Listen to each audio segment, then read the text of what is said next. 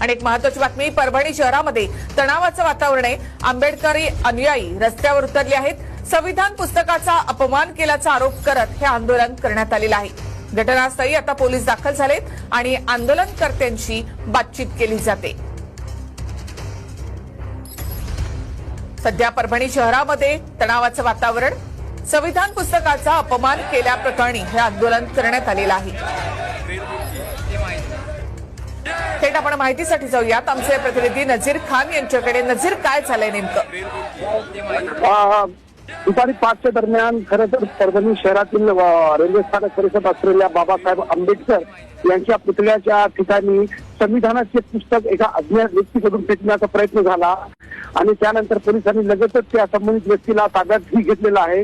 मात्र हळूहळू त्या ठिकाणी आंबेडकर अनुयायी जमा झालेले आहेत आणि मोठ्या प्रमाणावर त्या ठिकाणी गदारोळ या ठिकाणी झाला आहे।